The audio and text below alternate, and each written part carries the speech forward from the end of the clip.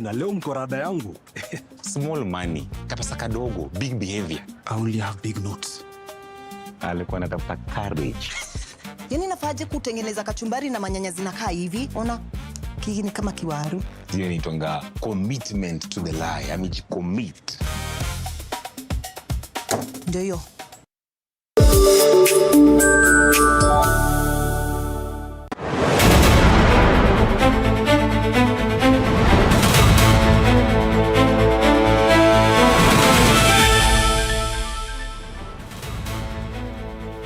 A very good evening to you. Welcome to TV47 Prime this Sunday evening.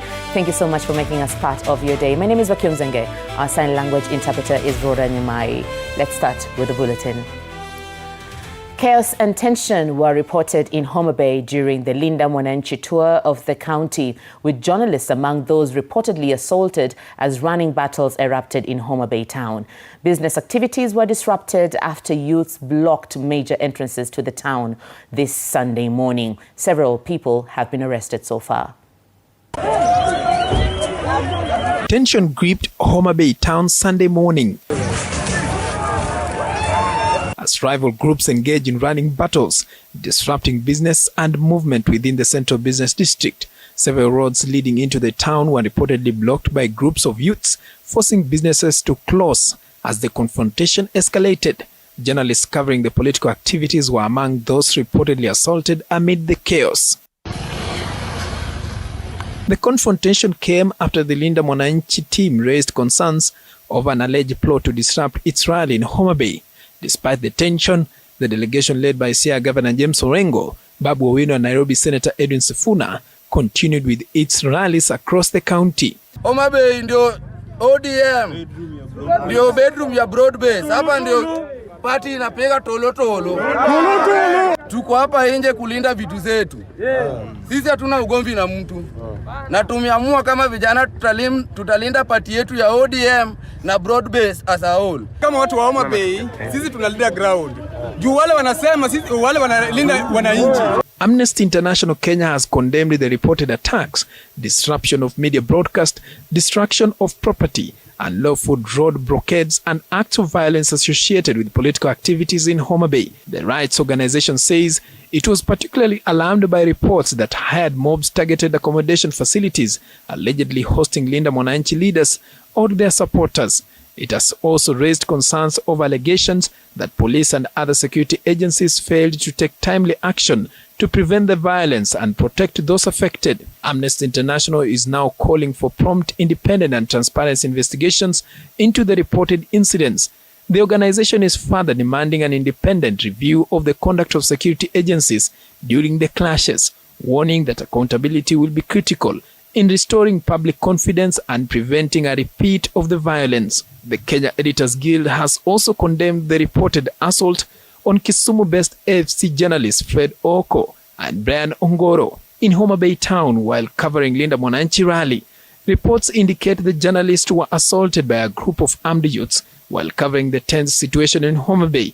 The attackers reportedly made away with their press cards, driving licenses, cameras and other personal belongings. The People's Liberation Party PLP leader Martha Karua has accused President William Ruto of using goons to suppress opposition and settle political scores, urging him to leave office if he has lost the support of Kenyans. The incidents in Homa Bay come as political mobilization gathers pace ahead of the 2027 general election, with the Linda Mwananchi movement positioning itself as a new political force.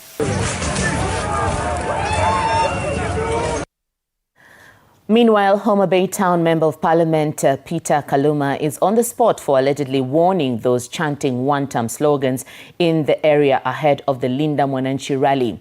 In a video in his Luo language, Kaluma allegedly said he would lead an inspection in hotels and households to flush out those pushing the one-term narrative.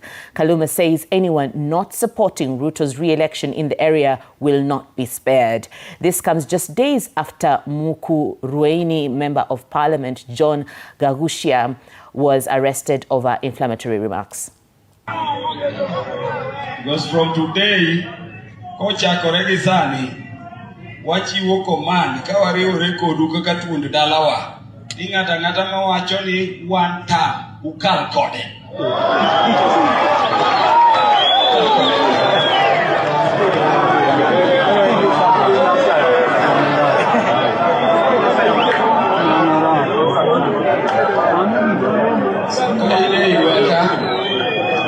Ine iwaka kata ine reba setiyo tich makocha ineno kateko kinya chiedho kodwa chiedho mar rito luor mar thurwa lale te mang'o yoda konga miluongo ni Gachagua.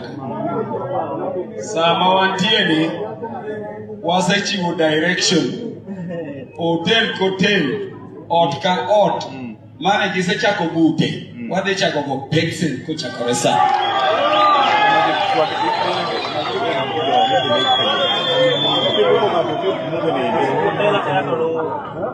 oringa mani hotel ainya Homa Bay town constituency ka nyaki ng'e maler jomoni ndi hoteli jo biro kalo gi ng'ano to tende no be wanya kalo go. So we are very serious. Yodala wa uwinja kora lungu mondo kochakore sani kawa wuok ka setieko wach gi jotendugi fuel muri gogo kawuono te ungo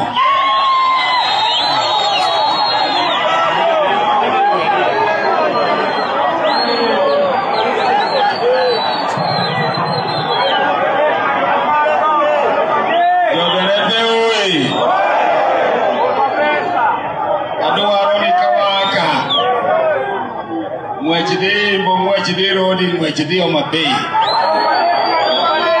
wacho ni chama waen ODM wawacho ni mrengo waduoko President Ruto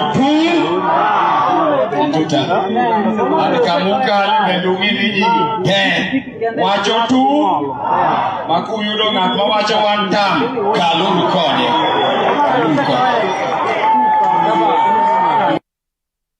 And DCP leader Rigathi Gachagua has criticized the government, accusing it of funding schemes to disrupt opposition political meetings. Gachagua referred to today's incident in Homa Bay County, where the Linda Mwananchi convoy was attacked by alleged goons, and condemned similar attacks on his convoy in Nakuru County on Friday and Saturday. Mwaluse Meshak reports that Gatundu South MP Gabriel Kagombe was heckled by residents in Gachagua's presence days after leaving the UDA party.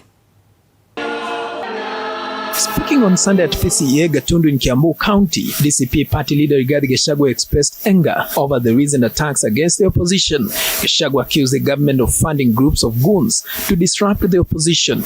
During the church service, Gachagua used the opportunity to urge Mount Kenya MPs not to allow themselves to be used by the government to harass residents of Mount Kenya region. He also called on the MPs to apologize to residents of the region.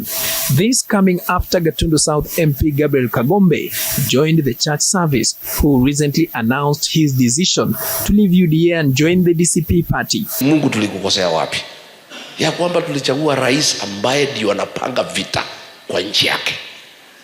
Polisi wanalalamika. Tunaambiwa tupige wa Kenya na hatutaki. Tunaambiwa tuharibu mali ya wa Kenya hatutaki. Tunaambiwa tufanye kazi na goons hatutaki. Kama huyu Kagombe ameanza kuokoka. Ameona ni ujinga kuchukua pesa ya Ruto kuumiza jamii yako. Si ni ujinga?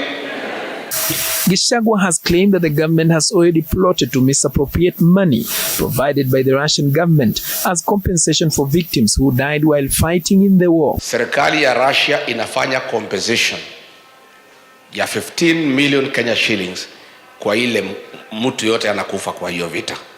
Na hiyo pesa inakuliwa na huyu waziri anaitwa Alfred Mutua wakiwa na Ruto.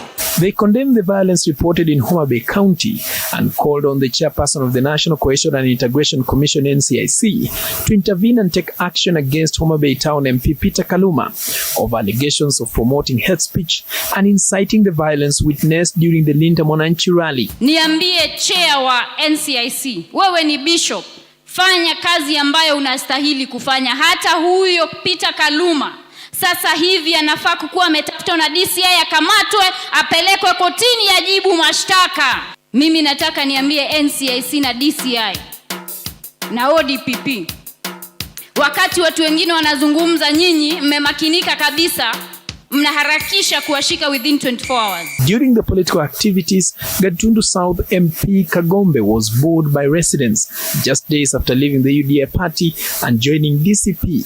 Kagombe had accompanied Gachagua to the church service. Na huyo mtu alitudanganya sana. Mimi ninasema kutoka leo tuko upande wa Rigathi Gachagua. Mumekataa. Si raia ndio wenye kuamua.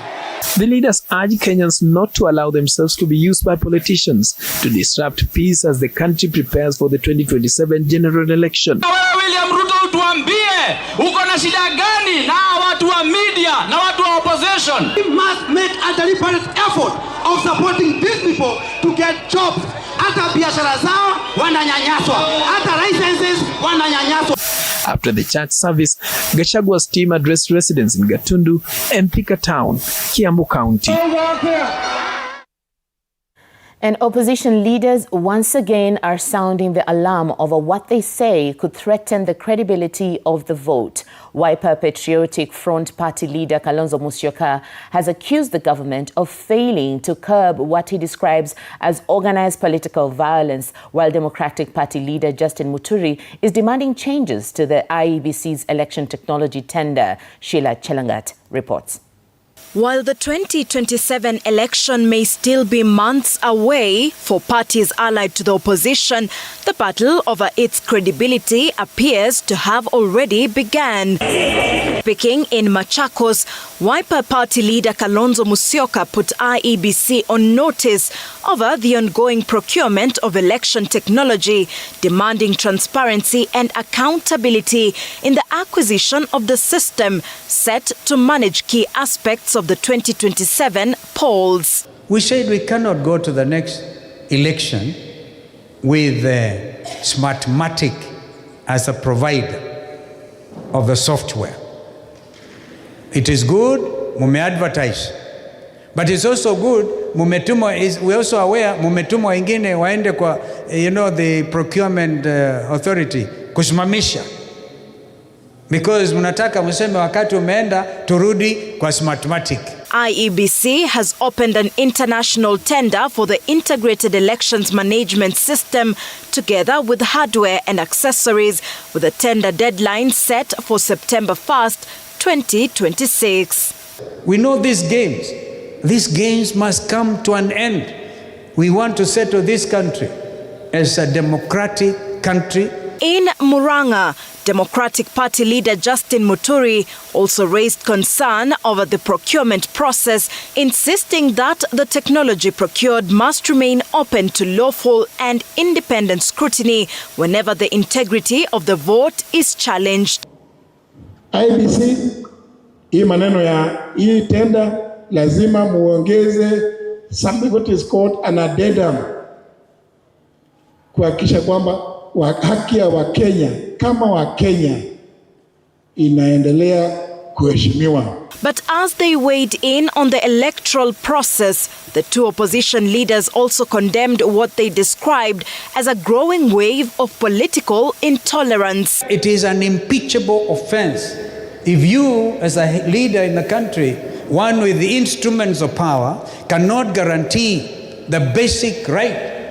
And the right to life is a basic right. Their remarks coming just hours after the attack on the Linda Mwananchi Brigade in Homa Bay, in an incident that has once again put political violence and intolerance under the spotlight.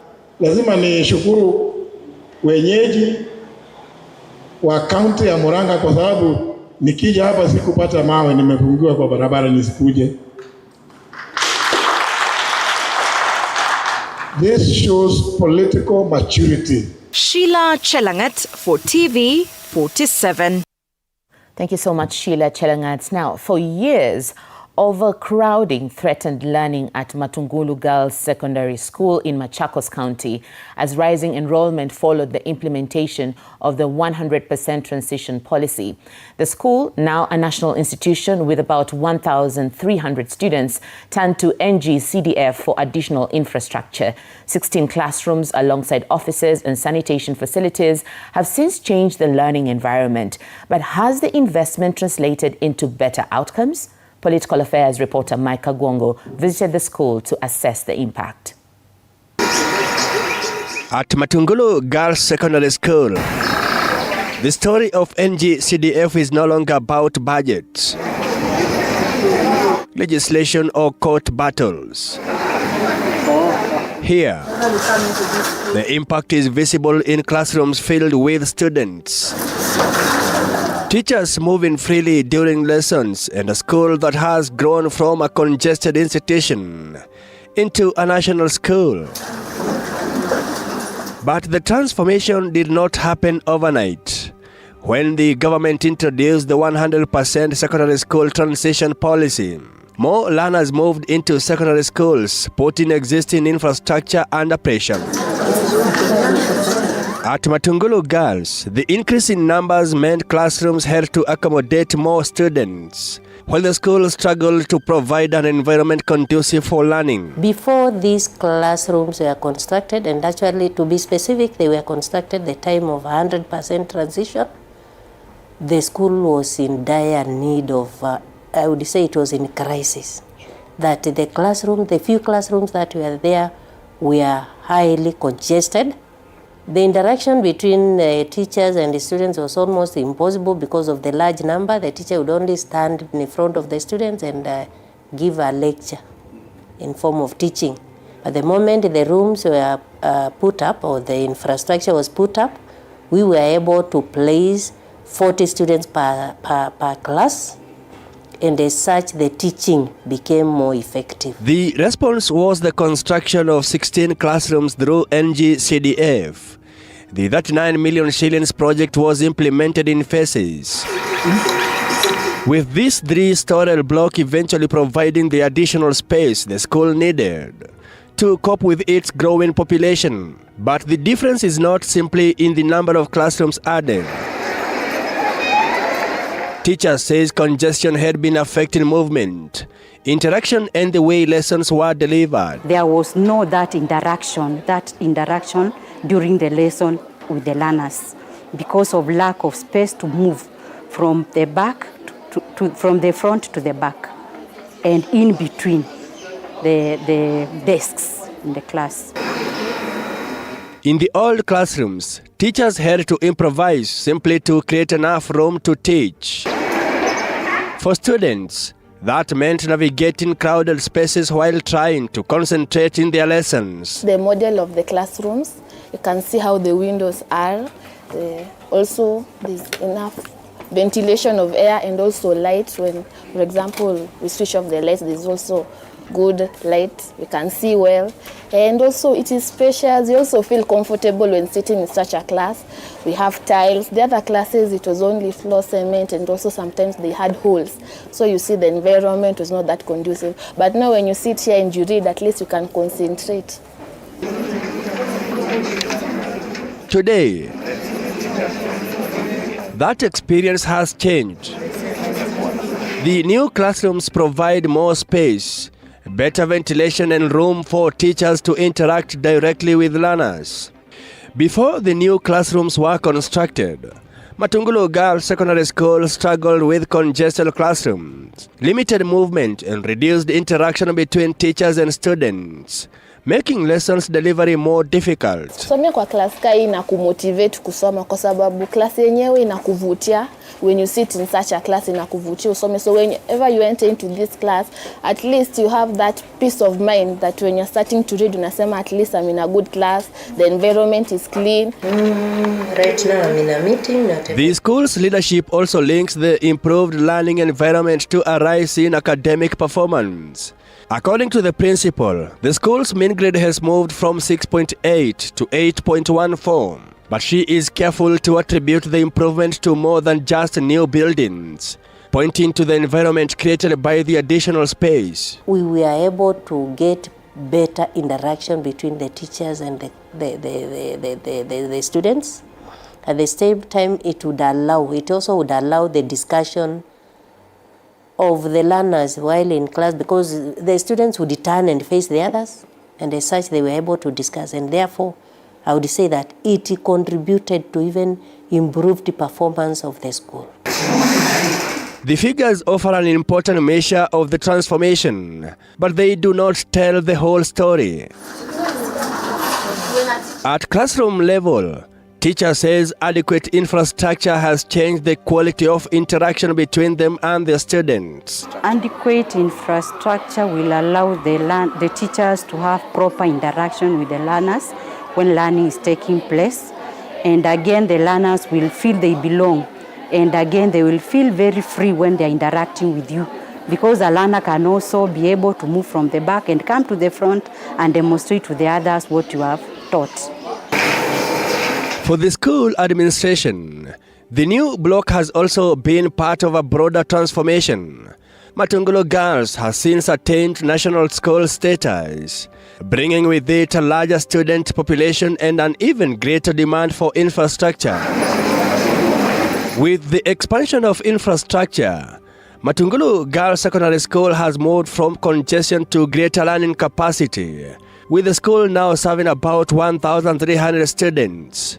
School management also reports an improvement in the mean grade from 6.8 to 8.14, which it attributes partly to the more spacious and conducive learning environment created by the new classrooms. There has been a lot of improvement in performance, because we are moving from a mean of 6.8, right now we are at 8.14.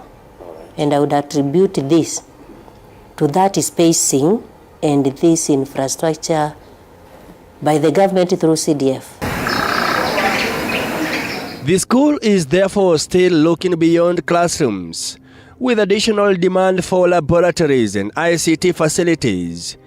And that raises another question: how are such projects selected in the first place? It's true, they did a proposal, and then the CDF team visited this school to ascertain the need of the school.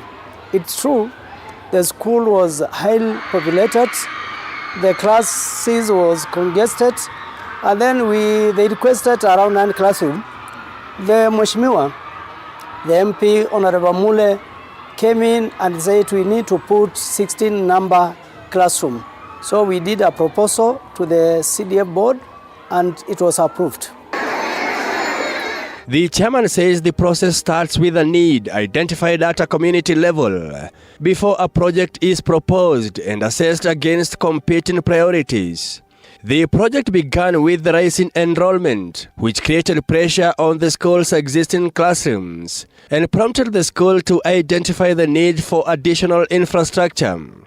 The school then submitted its proposal to NGCDF, where the need was assessed and prioritized before the project was approved and implemented in phases. This project costed the Kenyan money in CDF around 39 million in total.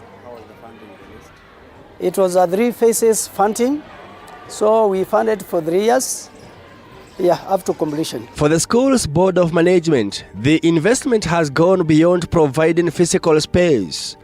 The board says improved infrastructure has strengthened the school's ability to accommodate learners and pursue its ambitions. They're able to learn in a better environment. And this has impacted very positively on the performance of the school, to the extent that we have actually received a national status of the school. We are now a national school. Due to this infrastructure, we've also seen better, improved performance. Girls are happy, and well, we are not yet there where we want to be as a school, because we still require an ICT complex. But as the school celebrates the transformation, its needs are evolving. The next phase is expected to include an ICT facility, followed by additional classrooms and a laboratory. The school is still highly populated with a population of 1,300, which they need more classrooms. They have done a proposal to us for the classroom, ICT, and the lab for the school. This year we'll only do the ICT for the school, and maybe the other financial year we also request the board if they can give us funds for the other classrooms and lab. That continuing demand illustrates both sides of the NGCDF story. The fund has helped address an immediate infrastructure problem at Matungulu Girls, but the school's growth means that new needs continue to emerge. For the Board of Management, the responsibility now is to ensure that development keeps pace with that growth, while maintaining oversight of public resources. The board has the responsibility of oversighting, the responsibility of partnerships, the responsibility of resource mobilization. That is given by the Ministry of Education, the selecting board of the boards. And because of that role that we have, we sought help from the NGCDF. For students and teachers, however, the measure of the investment is more immediate. It is the ability to sit through a lesson without congestion, for a teacher to move freely around a classroom, and for a growing student population to learn in an environment that supports concentration. Like this year we have 32 projects ongoing. We have a neighboring school called Katwanya High School, which has also story building of 9 classrooms. Already we have done 6. The remaining 3 will be done in this year. We have another school called Esiangolone Secondary School, which also they need 9 classrooms. We have done 6. The remaining will be done this year. We have also another project at Father Ilan High School, which is ongoing. We have also KMTC, the Matungulu KMTC, which will be opened this year in September. It's almost completed. And for one member of the school's board who studied at Matungulu Girls more than 4 decades ago, the transformation offers a personal perspective on how infrastructure can shape the opportunities available to a new generation. The infrastructure was not good. The classrooms were not good. The lab was not equipped. But we managed to move on up to the university. And we have now come back with a lot of gratefulness in our hearts, because the foundation, we got the foundation from this school. The foundation in terms of discipline, the foundation in terms of academic excellence, and therefore we have decided, we are many, I'm not just the only one. We have an alumni of Matungulu Girls, where actually I'm the chairperson. 4 decades after she left the school, Kivasu is now part of the team overseeing the development. Whether it is CDF is unconstitutional or not, we are reaping the fruits. We can see where the money is going, adding value to the lives of the students, adding value to the lives of the community members. If roads are built, if schools are built, if laboratories are equipped, if our ICT labs are equipped, what are we doing? We are building the capacity for our children for tomorrow. The classrooms at Matungulu Girls therefore offer a practical picture of what NGCDF can mean on the ground. Not simply a budget allocation, but additional space, fewer congested lessons, and infrastructure responding to a growing population. Yet the next test is whether the remaining gaps can be addressed, and whether the improved physical environment will continue translating into better educational outcomes. For this school, the story of NGCDF is still being written. 1 classroom, 1 learner, and 1 project at a time. Mike Kagwango, TV47, Machakos County.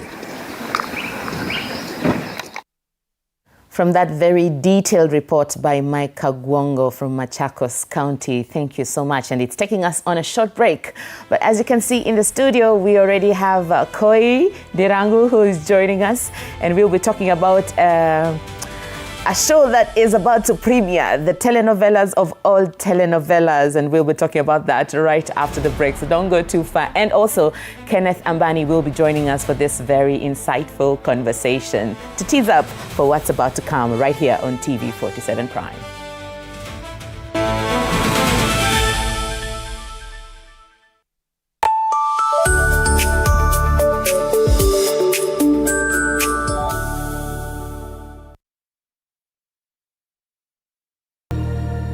We love to share our cultures, and the one thing that unites us all, that celebrates precious moments, nurtures our Kenyan spirit,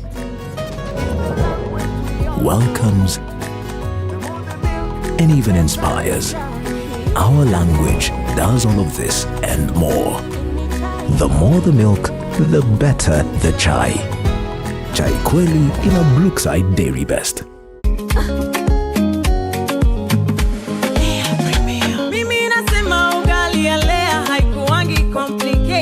Ukienda kwa duka tu, ukienda kwa supa tu, kwa afya bora ya jamii, ungapoendelea tu. Guys, hamwezeni wait? Bei ya Lea Premium, si complicated. Kupika Lea Premium, si complicated. Unabai, unapika, unashiba. Lea Premium Flour, nurturing the world. Available in a store near you. Kote nchini, mbele, tuendelee. Mbele, Kenya tuende mbele. Kenya Twende mbele. NCBA. Go for it.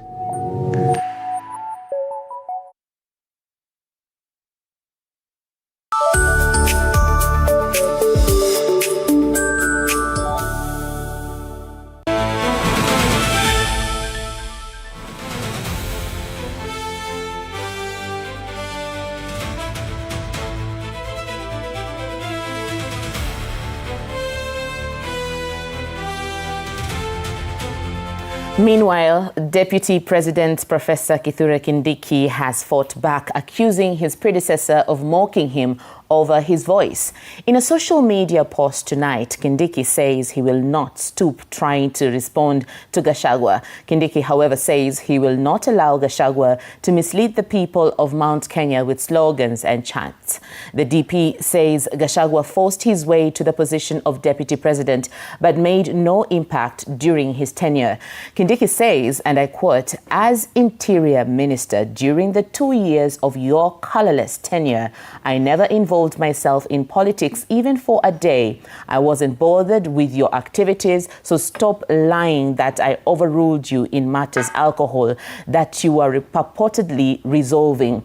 I was focused on protecting Kenya from bandits, terrorists and criminals as you were building hotels, acquiring land and inciting people against the same government that you were serving as deputy president." End of quote.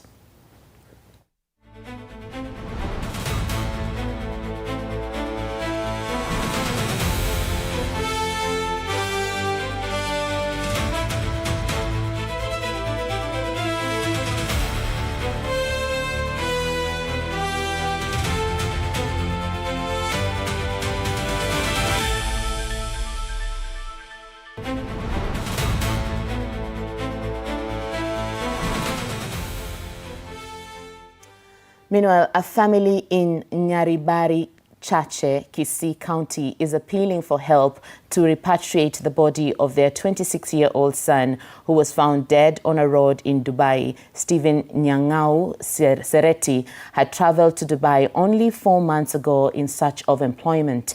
Mudhoni Brenda tells us more. The family of Stephen Nyang'au Sereti is struggling to come to terms with his sudden death in Dubai. The 26-year-old had traveled to the Gulf country 4 months ago hoping to find work and improve his family's fortunes. But instead, his family received a devastating call from the Kenyan embassy, informing them that Stephen had been found dead on a road in Dubai. Wakati niliambiwa hivyo nikazura la kufanya, lakini nikaambia huyu mama eti mtoto wetu sasa amekufa, tufanye nini? Stephen's family says authorities in Dubai have given them only a few days to collect the body, failure to which he could be buried in the Gulf country.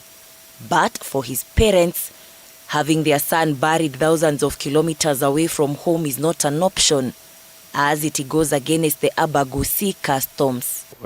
Kampuni ambayo huyu mtoto alikuwa anafanya huko ikasema haitaki kuleta mwili kutoka huko, ilete nyumbani. Sasa tukashindwa la kufanya. Jana tuliongea na embassy katuambia hakuna kitu tutafanya sasa. Sasa mtajitegemea nyinyi wenyewe. Bringing Stephen's body home comes at a cost the family says it cannot afford. They need 500,000 Kenyan shillings to repatriate his body, and they had already taken loans to sponsor his trip to Dubai. Nikapata ujumbe ati ameaga. Nilisikitika sana. Nikashindwa la kufanya. The family is now appealing to both the national and the county government to help facilitate the repatriation of Stephen's body and push for answers on the circumstances surrounding his death. We are lacking a whopping amount of money, which is almost 500,000. So we are requiring any person of goodwill to give their support to the family. Stephen joins the list of Kenyans who have died in unclear circumstances overseas, leaving behind grieving families with more questions than answers. Mudhoni Brenda for TV47. It's a very unfortunate incident. We speak peace upon that family. Moving on, police officers from Mutuati area in Meru County are searching for a National Police Reservist NPR Livingstone Mwenda, who is alleged to be involved in the death of a man in Igembe North constituency. The NPR officer is alleged to have fled after reportedly shooting and killing Julius Kaliunga under circumstances that remain unclear. According to Mutuati Sub-County Police Commander Bakari Juma, the suspect is said to have headed to Ndoleli Police Station following the incident, where he allegedly abandoned his G3 rifle before fleeing the police commander. The police commander has urged NPR officers to use their firearms in accordance with the law, stressing that their primary responsibility is to protect members of the public. Kwa sasa hatujaweza kubainisha nini kilitokea hasa, hususan kuhusu sababu iliyomfanya mpaka huyu NPR officer aweze kumpiga risasi huyo mwanzake, lakini tumeanzisha uchunguzi ili kubainisha nini kilichotokea ndio tuweze kuchukua hatua mwafaka. Tuko na NPR takriban 57 kwa hivi sasa, na yeye ni miongoni mwa maafisa ambao tumekuwa tukizungumza nao. Hata juzi tulikuwa na mkutano na County Security Committee tukiwarai kwamba watumie silaha zao vizuri na wao wana nidhamu katika kutekeleza majukumu yao. Kwa hivyo hili ni tukio ambalo limetutamausha sana, na tutazidi kuchukua hatua kuzungumza na wao ili kuhakikisha kwamba wanatekeleza majukumu yao basi bila ya kuona kwamba raia watakuwa wanaona kwamba wao ni hatari wakiwa na silaha.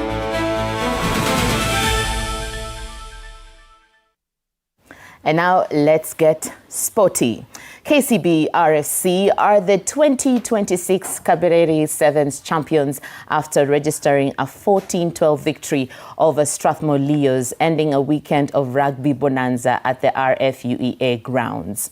George Oro and Michael Wekesa both scored a try, giving the Bankers a 14-0 advantage inside the 3 minutes of play, with Gabriel Ayimba scoring 2 quick tries for the Scholars, despite KCB holding on to bag the 5 Kabareri Sevens title in a row. Meanwhile, Mwamba RFC women team have bagged the women title after defeating rivals Impala 14-12. Focus now shifts to Mombasa next weekend for the Driftwood Sevens.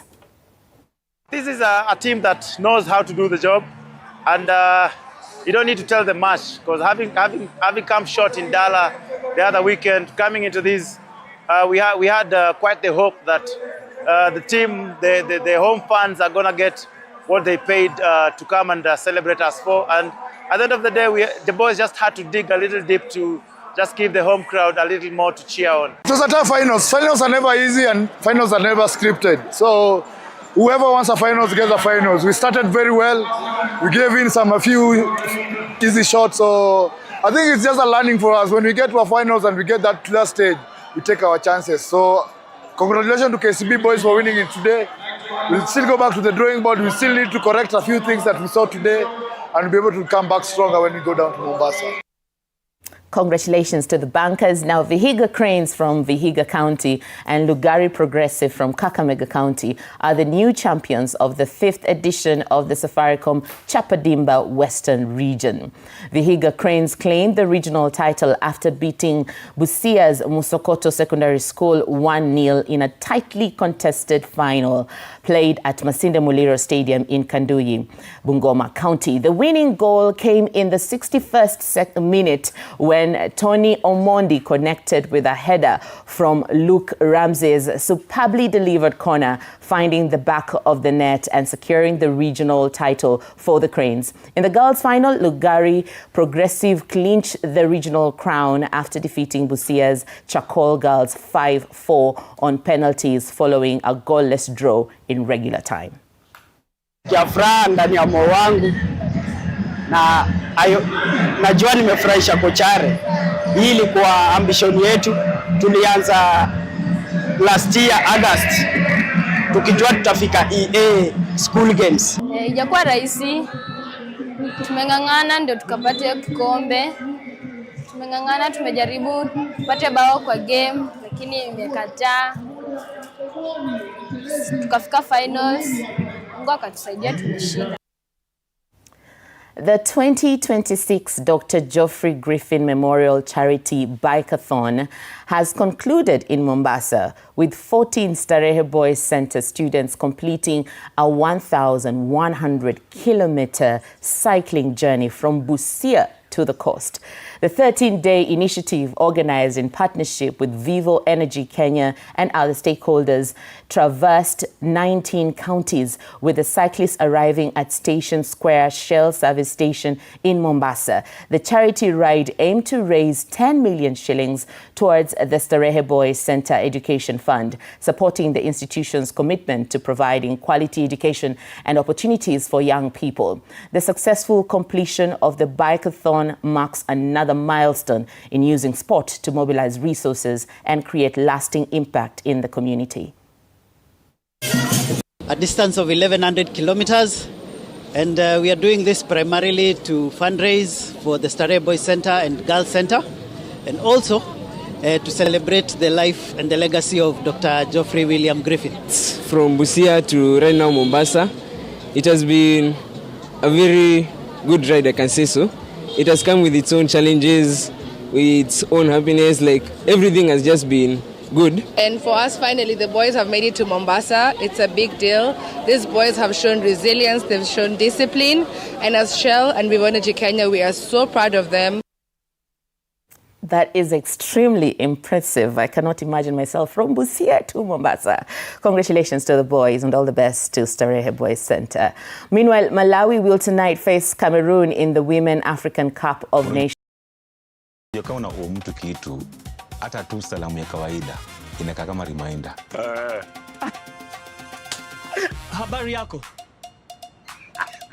Sintalipa kesho. Kesho gani when? Si kesho ya kesho ya tomorrow.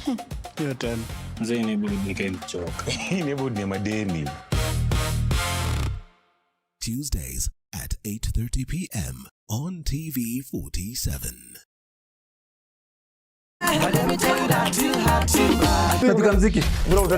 Oh my God, ladies and gentlemen, it's such an amazing evening. And can you feel the fire right in your house? Right on Dr. Foreke tonight. You know, when you choke, you have chosen. Done. Are you a cheater? Dr. Foreke acha kushika kundi. Why would you stop it? And on that sporty note, we come to the end of our bulletin. But don't go away, because we have the telenovelas of all telenovelas being launched right here on TV47. And we are so privileged to have part of the cast joining us. Earlier on, you saw Koi, who had already joined us. And we are here with Kenneth Ambani, who's also just joined us. But we take a short break. And when we come back, we'll be talking Maneno Mezesha.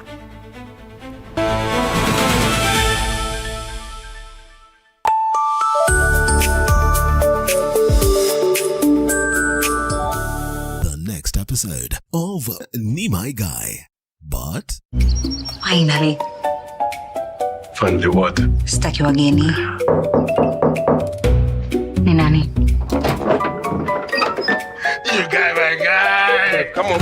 Kev, Tulia. What do you want? You guy, your clips is polite. Check it out. I sussed it. And it's polite, creative, great lighting, strong family vibes. Kwa taarifa yako, we are closed. So umesema una simu? Yeah.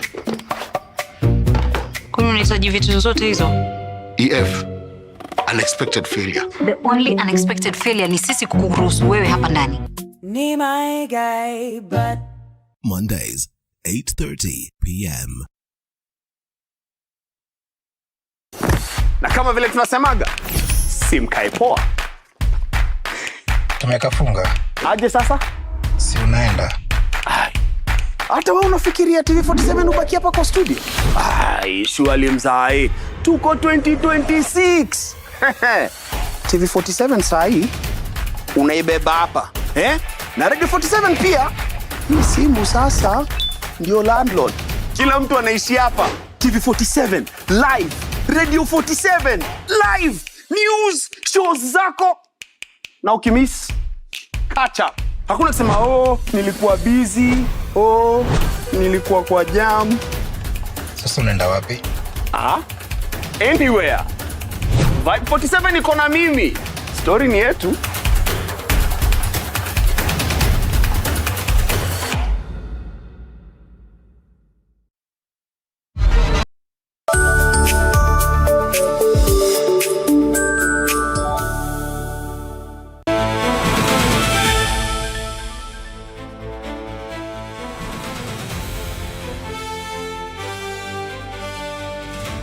Welcome back, and thank you so much for keeping it TV47. I told you we are going to Mambo Mezesha, and I'm joined here by a phenomenal performers, award-winning actors.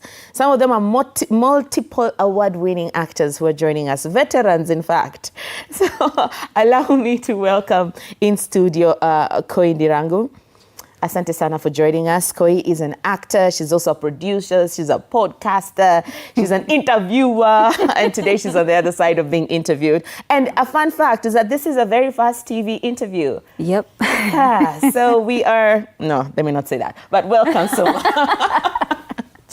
And we are also joined by the veteran himself. Sijui tukuite baraza kwanza. From your days in Tausi, Ken Ambani, thank you so much for joining us. Thank you. Thank you. Let me just start by the evolution of your craft. From the days of Tausi until today. Just take us through real quick how you transformed in different roles until you got here. Tausi came later. There was a show we did in Mombasa, Fate Makers. Mm-hmm. Actually, that was the first English-produced play in Mombasa. And before Fate Makers, I had a stint in Tushauriane. That time I was a very young boy. And I was given an office role where there's a lady called Sheila. I was, playing around with her. I don't know, it was a very small role, and I got excited to actually have been seen on TV. And that was the time I remember Mambo Hazari, then the producer at Mombasa Sauti House, noticed me on stage when we did My People in Chains. It was a South African play courtesy of the late Abubakar Zain. Abubakar Zain produced and directed it at Alidina Visram High School, and that is where I was noticed. And I was called in to Shauriane just to have a stint and see how it goes, which now developed to the first ever English play produced in Mombasa Sauti House. That was Fate Makers. Then after Fate Makers, I think some people saw me in Nairobi. I joined the Postal Corporation of Kenya. So I was transferred to Nairobi. I came to Nairobi, and I met this producer at Maita Kiseu at KBC, who requested me to start a show with them. It was a 45-minute show, which was running for, I think it ran for about 6 months. That is where now again Kibwana Onguso, the late, who was the producer of Tausi, still at KBC, noticed my talent and grabbed me and pulled me to Tausi. Tausi had already run for a few years, if I'm not wrong, and I was brought in as Baraza, and that is where now my character catapulted my profession in the industry to wherever I am today. Absolutely. I've done gigs locally and internationally, TV commercials and several other TV shows, until just the other day we did some 2 movies courtesy of some very great producers in this country. And you're forgetting to mention, until the other day you started shooting Mezita. Koi, yeah. I've known you for lead roles. So I'm curious if your journey also started like my journey is very different because I started behind the camera. I started off as a camera person. Did it for about 3 years, but in my days, women were not very common, especially being behind the camera. So it wasn't easy, and I gave up. So I let that go. And then a couple of years later, I joined production. Started off as a set runner, just starting to learn from the basics. Became a PA. Got to do continuity in scripting. Got to do I became a production coordinator and a production manager, to a first AD, which I did for the longest, then produced, became a director, and I decided, why not pursue something that I completely love, which is acting. So yeah, here I am. It's been about slightly over a decade, about 13 years in the industry. Wow. But I've been an actor for about 4 years now. That's fantastic. I'll throw something real quick. That's a drop in the ocean for some of us. Did I just say that? Because we've talked about Tausi, and it's like, it was not even the first one. Yes. Turns out there was another one before that. Yeah. Let me just throw something real quick. Without even thinking, what's the word that comes to mind when I say wardrobe fitting? What comes to mind? It has to be related to the character.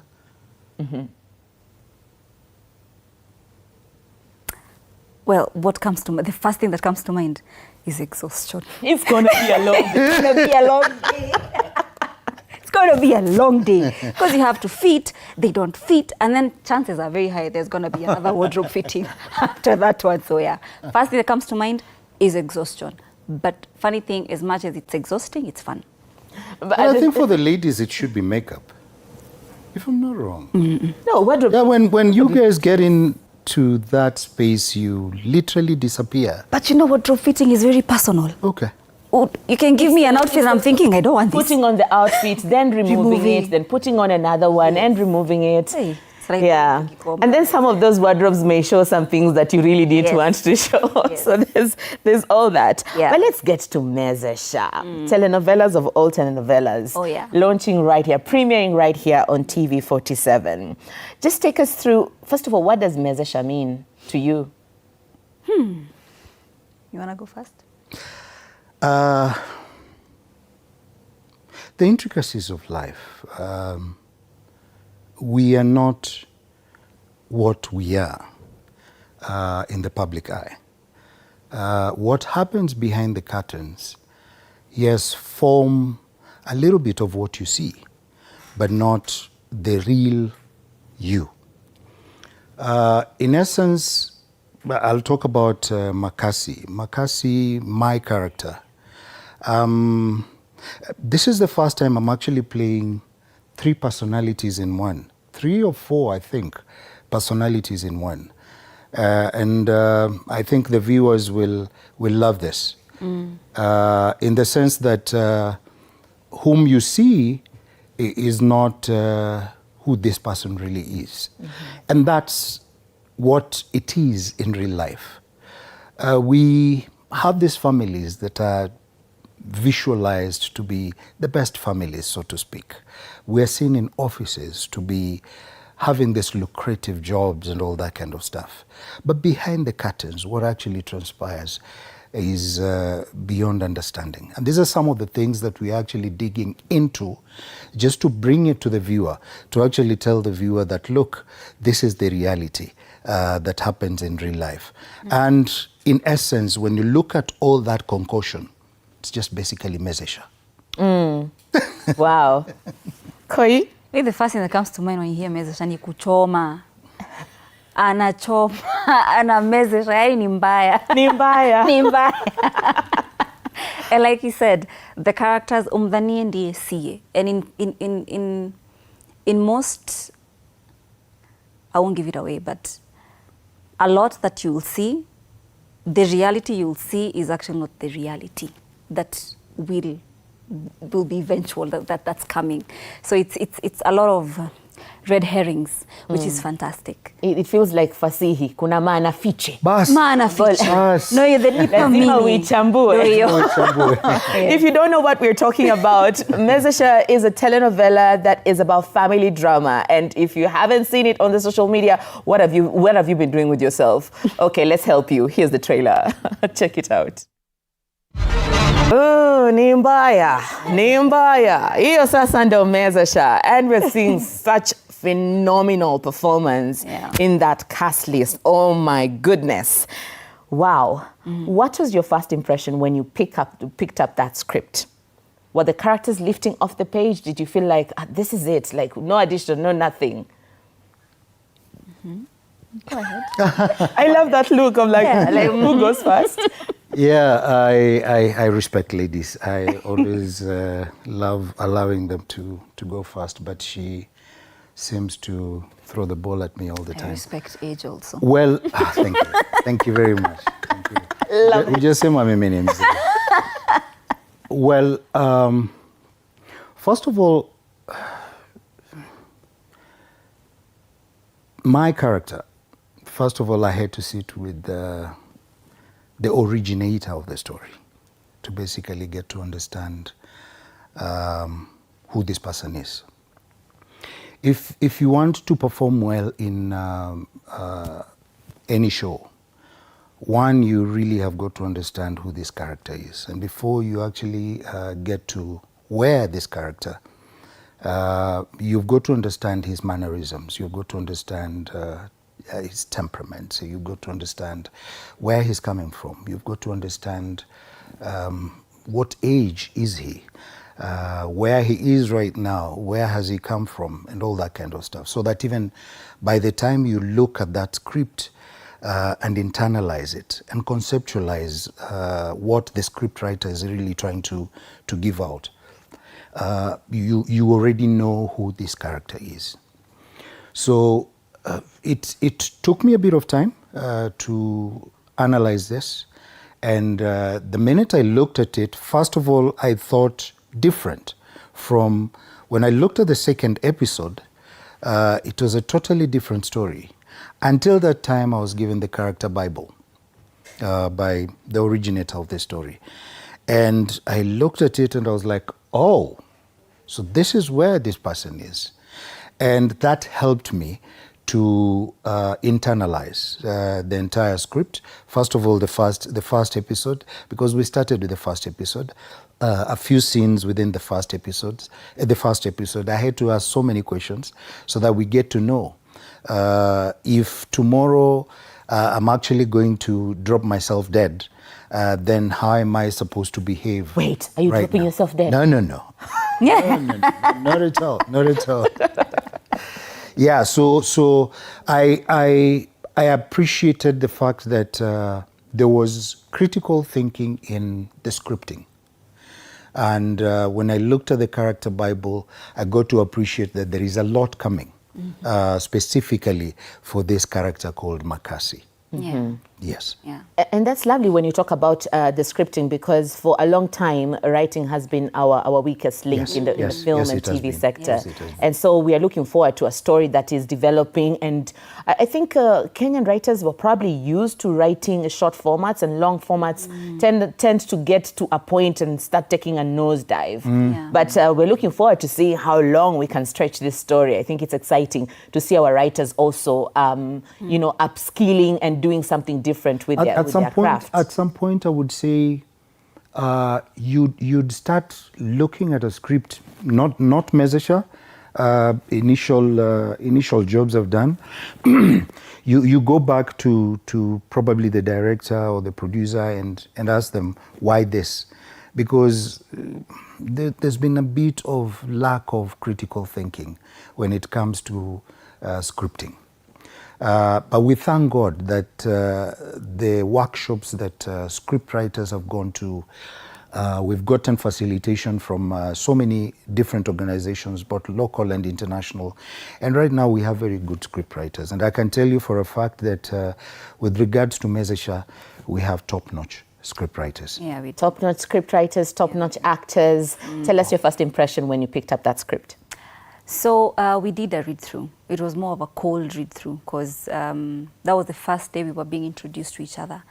And at the end of the read-through for the first episode, the room was just quiet. Everyone was like, quiet. And then there was like, and you were like, what is this?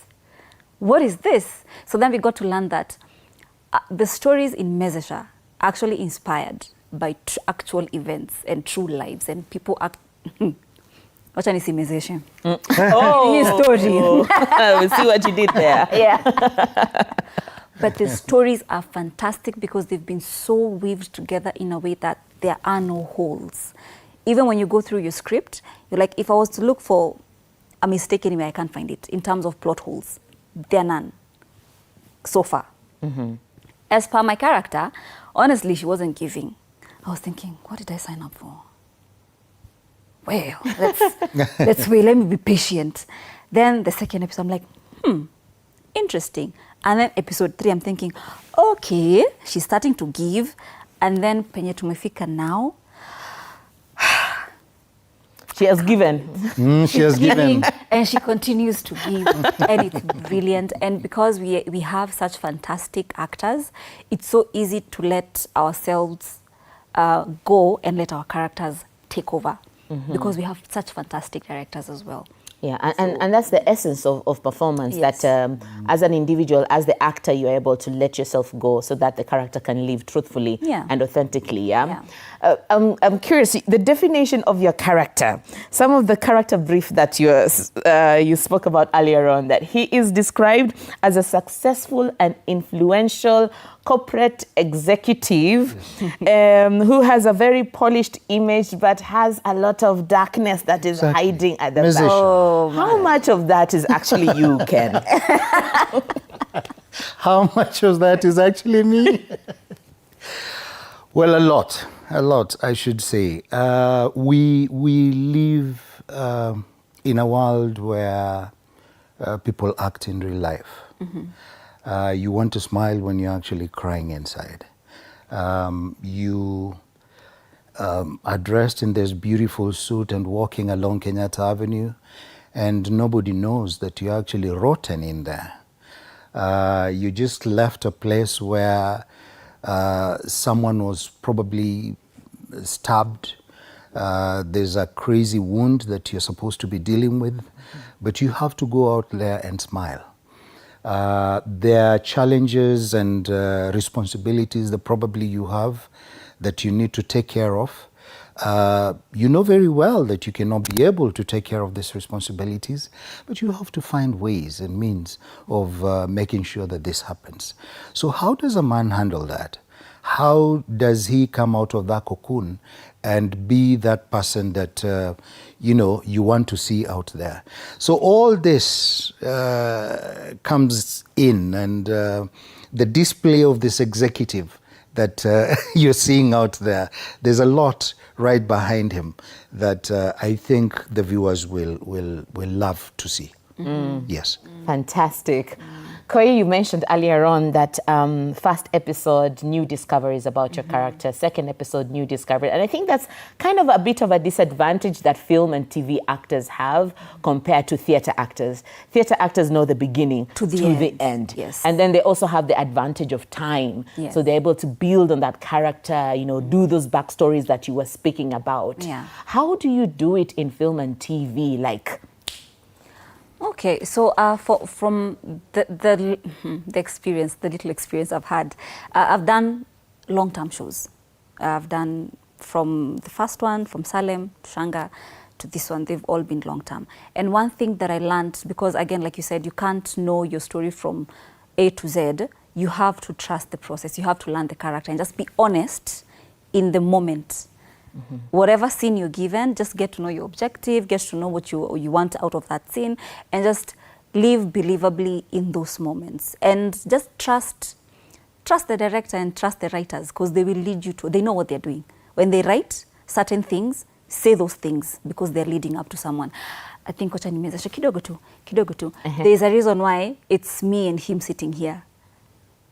Hey, let's go for a break. Let's go for a break. We cannot. Let's go for a break. We'll be right back. Don't go too far. Hii ni mezesha. Hii ni hatari.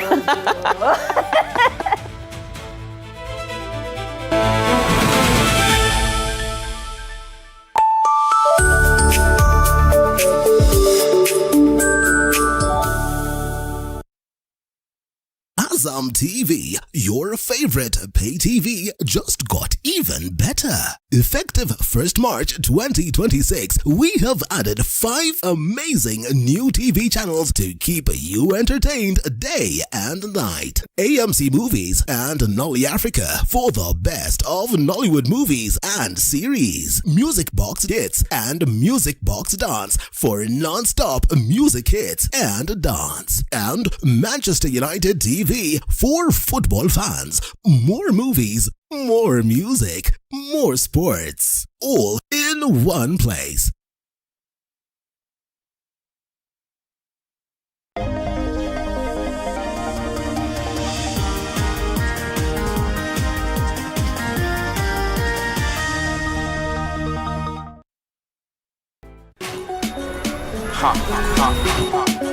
Sikia, ni juicy. Flavor zote tamu tena fruity. Yummy na flow kama maji, juu ni tamu kama sali. Ni juicy. Are you bored? Kuna vitu zinakuudhi, usijali my bro, ibu kama taka juicy juni.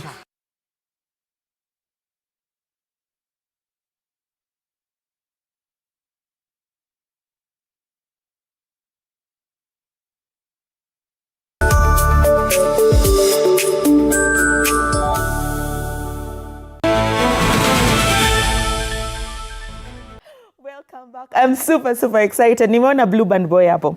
Shout out to you, Chris Kamau.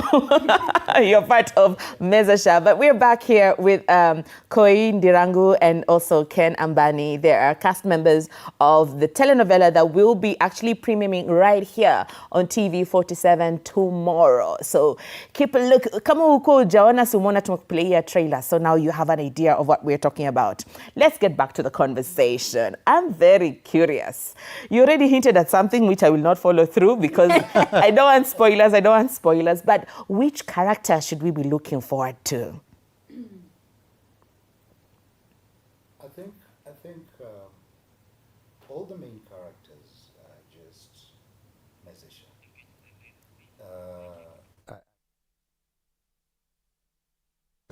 Let me just interject you, Kidogo. I think we're gonna fix. Okay, we're good. Okay, Don't worry, great. my director is in my ear. Sorry. Carry on, please. I think all the characters, all the main characters should be the characters to be looked out for by the audience, because each and every one of them has a story to tell, and intriguing as such. When I look at there's there's one that I'm working with away from my executive comfort that people will love. Again, we were speaking just a few minutes ago off camera that the casting was very well done. And every one of the main characters within this show have actually performed very well, if you ask me. I've interacted with several, and every other time you walk into that scene, you're like, gosh, it's just flowing. And everything just moves on very well. And everyone has actually gotten hold of their characters so very well. So if you ask me, I think all these main characters, you will see them, you will appreciate them. And with time, I believe each and every member of the audience will sort of relate with either or of the characters in Mezesha. Koi, I mean, nafikiria kumezesha, man. Choma. Go right ahead. Just mezesha. So, what he said, very well casted, this show. But I will answer the question you've asked. Which character? Every character is fantastic, but there's one that I know the audience is going to be super surprised with and really wonder. There will be a lot of wondering with that character. And a lot of question marks. And a lot of question marks and a lot of whys and huh and why and huh. So look forward to that character. That character. I thought you were going to choma for us. Usimwage. This is your first ever TV interview. This is the opportunity where you had now to show off skills of gossiper. Umetunyima tu hivyo. Nitapost. Utapost Ako kwa episode 1 basi? Ako kwa episode? Uko mbele ni wapi? Uko mbele around ma 15. Atakam. Uko from kuendelea. How would you've talked about the casting being fantastically done, yeah? And what do you think about the character dynamics? Apart from the actors, because the casting is the actor, but then the story is the characters. What about the character dynamics and their relationships? What do you feel is strong and what do you feel needs to, that really caught your eye when you're reading the script or when you're interacting in the scenes? For me, it would be the fact that each character is not playing their true self. And it's like they're all wearing masks and they all have something to hide. And it's... So there's the relationships between the characters. And I'm struggling not to give too much. Don't give too much. Yes, people have to watch it here. Yes, but I can tell you what he said earlier, omudhanie ndiye siye. That is one thing that you can be sure. Because everyone is playing towards something. Some are genuine, some are not. Some are being honest, some are really not. It's basically it's living out our authentic lives, because every day who I am here probably is not who I am out there, you know. The way I am with you is probably not the same way I am with him. And that's the reality of life. So Mezesha is actually playing out the realities of life. And that's how it relates with society. Yes, and that's how it relates. That's the catch right there. Yes. And that's the reason I said each and every member of the audience will find themselves sort of getting attached to a certain character within the entire script. And you'll always find someone talking about someone. Yeah. Because they relate with them. We have a lot happening out here that we might not be seeing.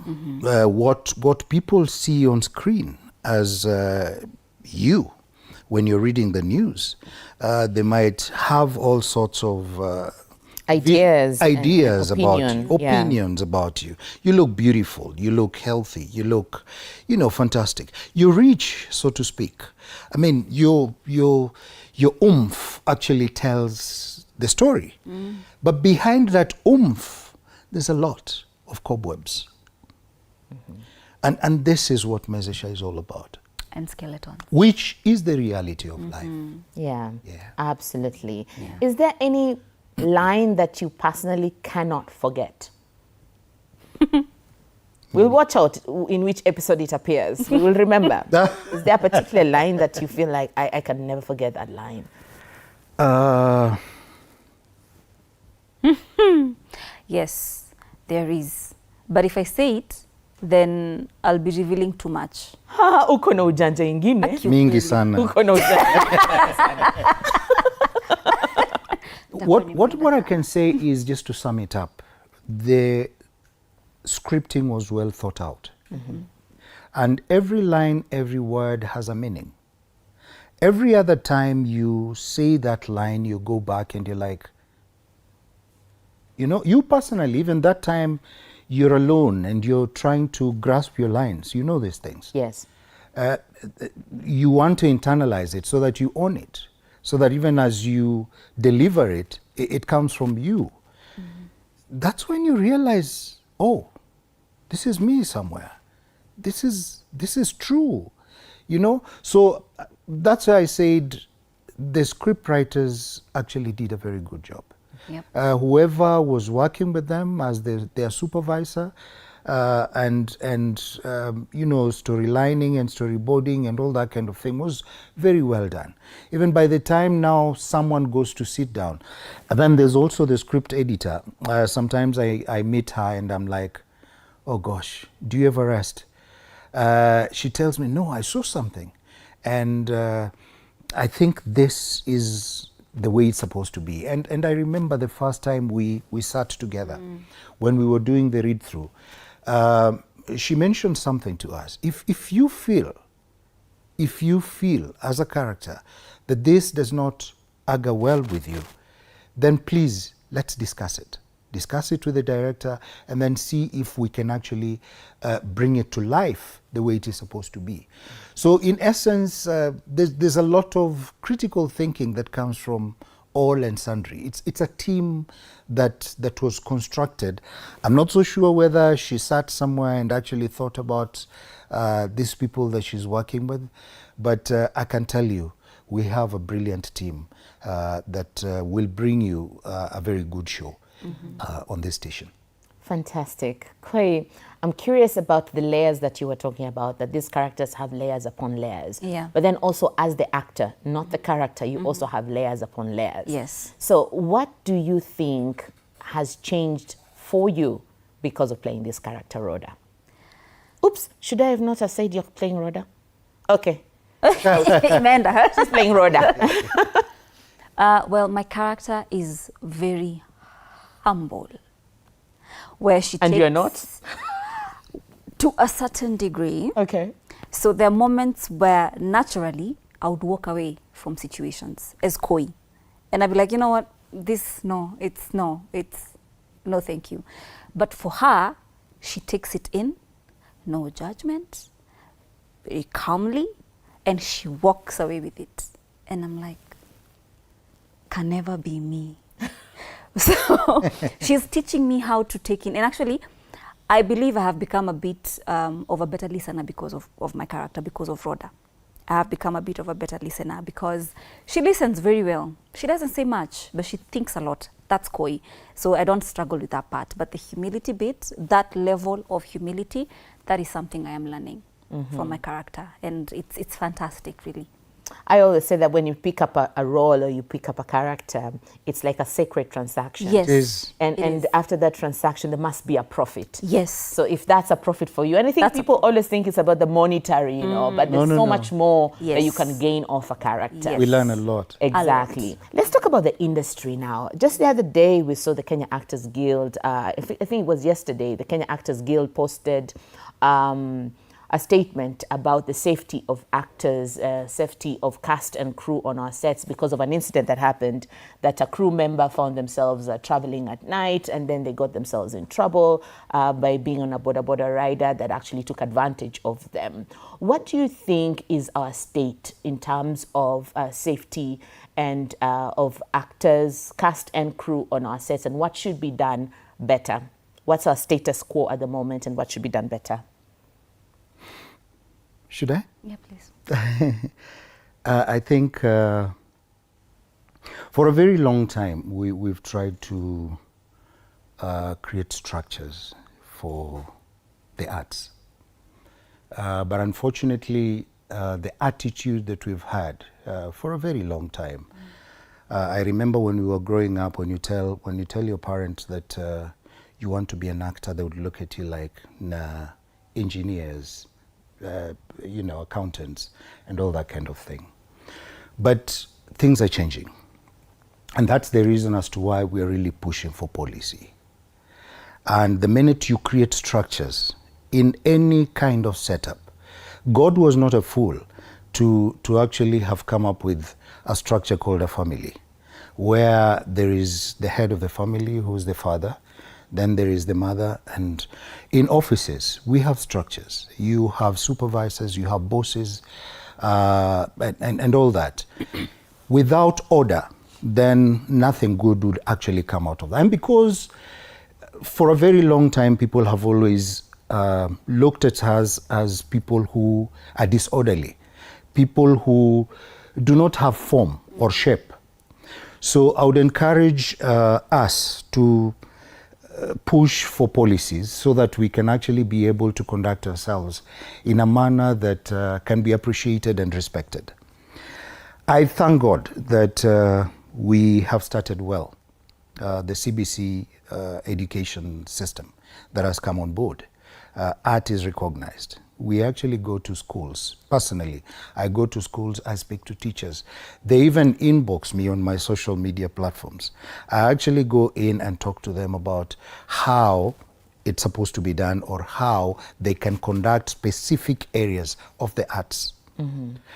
I can divulge something here. I am the creative arts or the creative industry advisor to the governor of Mombasa County, His Excellency Abdul Swamad Sharif Nasser. While I was the county executive committee member in charge of public service administration, youth, gender, sports and social services, specifically the youth docket is where the creative sector was domiciled. So we started a process of coming up with policies. I think just the other day you heard there was some form of a commotion at the County Assembly of Mombasa where some youth were actually pushing for execution or implementation of that policy. Of the policy, yes. Yes, correct. We actually started it and we've been pushing it all through. Just the other day, there was a meeting of all the creatives, all the genres at Swahili Port Hub where they were beefing up the document. As far as the Kenya Actors Guild, of which you are an executive, is concerned, I remember even before the last elections of the executive, we kept insisting that we have to have some sort of form where if we get to a place, then we are looked at as some serious people. So that can only happen if we have some form of policy that guides us on how to conduct ourselves. Coming back to specifically the incident that you're talking about, that was very unfortunate. But you see, the Actors Guild can only come in if they're recognized. And recognition comes out of numbers. People have not seen the need and the value of having an Actors Guild. I think sensitization is of essence. And I think your team and Peter Kawa's team have done a splendid job trying to sensitize the actors and specifically the people on production sets, why it's important to join some of these guilds and why these guilds need to be recognized by government. I was shocked just the other day when Kalasha happened, that the guild was actually recognized and they came up with something that was appreciated by the president. It has gone to a level where the president instructed his man at State House, Itumbi, to actually come up with a report on a specific issue. That is the power of policy. Now he's gone further, even just the other day during the music festivals. He pronounced himself that, look, we have to structure this in such a way that if you are an engineer and there is an actor here, both of you should be recognized equally and appreciated and respected as professionals. So with the recognition that comes from the president, and like I've just told you, at the county level, some of us are actually pushing for that. My governor, specifically, Abdul Samad Sharif Nasir, is very passionate about this and he's been pushing this agenda for a very long time. So hopefully, if we have these policies, not just at the national level and even at the county level, so that art can actually be recognized and appreciated, and these young people can actually earn like some of us have been earning out of this, then we will have a sane society. Young people are actually saying they do not have jobs. There are plenty of jobs that can actually be created out of the creative industry. So Ken is talking about policy from a government level. Yes. Maybe you can touch on a set level in a production. What can be done to ensure that there is safety for both cast and crew? I think as we wait for the policies to get into action, let's talk about today and tomorrow. Correct. Like you said, for those who are on set, I think it's first of all working with integrity. This goes straight up to the producers. I am a producer and I understand that. The moment you have employed people and you know their things, because what happened the other day was that she left set late, or rather the production wrapped and they got to town, it was late, she lives far. I know I've already given some information. It's out there. It's very inakasirisha, you know, when we do not take responsibility of the people who are under us. So it begins with me as a producer making sure, because I have worked in a production, that when it hits 9, everyone is being dropped home. Come what may. Now, unless you as an individual decide that no, I will head on my own way, then now you're no longer under the covering of the production. I am here today under a production. They have taken care of me in terms of transport and making sure that I get home safe. So it starts with integrity. You're not doing anyone a favor by taking care of them. They're there to work, to achieve a goal. So let's make sure that we work with integrity. Let's just do what is right. Yeah, that is today, that is tomorrow. It was very irresponsible. Yes, it is very irresponsible. It is very irresponsible of anyone who is in authority and there are people under them to not take care of them and make sure that tomorrow they actually show up to work. It is very irresponsible. So let's just be integral, do what is right, and make sure that we keep making magic at the end of the day. And the good thing, again, coming back to policy, you realize Kenya Actors Guild has spoken about this. The ladies' version of the producers, what do you call it? The Producers Guild. There is the Producers Guild, not the Producers Guild. There is the Women in Film. Women in Film Association. Yes, Women in Film Association has also spoken about this. Yes, WIFT has. And you see, yes, and you see, that's the power of policy. If only we give some of these bodies more strength by actually subscribing to them and being a part of them, then we'll be able to be taken care of on set. Yes. Fantastic. I think we've come to a close. Yeah. I think like I can see when the energies of it was up here and then now this is serious, guys. Serious. It is very serious. Very serious. The safety of cast and crew is non-negotiable. Non-negotiable. Is non-negotiable. But again, I think let me just add one more thing, that even when we are reporting to work, let's also make sure that we put this on the table in terms of, I need this done because at the end of the day, I'm replaceable.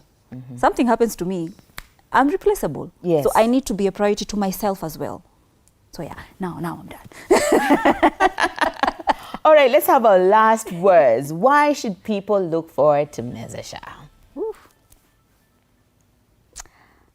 I think saying it's a fantastic, brilliant, an original story is an understatement. The reason why you should watch Mezesha is because it's going to hit directly at home, not near home. It's going to come into your sitting room and sit with you because it speaks to each and every one of us, one way or the other. Actually, not just your sitting room, your bedrooms as well. True. And your kitchens. Yes. And your kitchens as well. The good thing with an original story is from experience. It is original. It has been felt, it has been seen, and not so many people know your story. So the good thing about original stories is we get to learn from such like experiences. Most of the shows that have been done that we've been watching and we've been participating in have always been copy and paste. A South African story told in Swahili, and that is it. A Nigerian story. Most of the movies I think I've seen done in some of these East African countries are just a copy and paste of some of the movies that we have seen out there, or probably soap operas that we have seen out there. So this is original. This is something that you will relate to. This is something that you will basically identify a character that fits your bill completely, and you will run with them. And for a very long time, we want to entertain you, we want to educate you, and we want to keep you stuck on TV47. Story ni yetu. Story ni yetu. Story ni yetu. Story ni yetu. Yes. Thank you so much, Koi Dirangu, and thank you so much, Ken Ambani, for joining us. And we look forward to the premiere of Mezesha tomorrow, right here on TV47. And from all of us. Don't miss out. Don't miss out, yeah. Don't miss out. Sawa, tuko sasa tunataka kuenda nyumbani, lakini we are not going to leave you because if you joined us midway, maybe you don't know what Mezesha is all about. So we're going to play you the trailer, and it will be good night from all of us from TV47, myself, Wakiom Zenge, and a sign language interpreter, Rhoda Nyamai. We want to wish you all a very good night.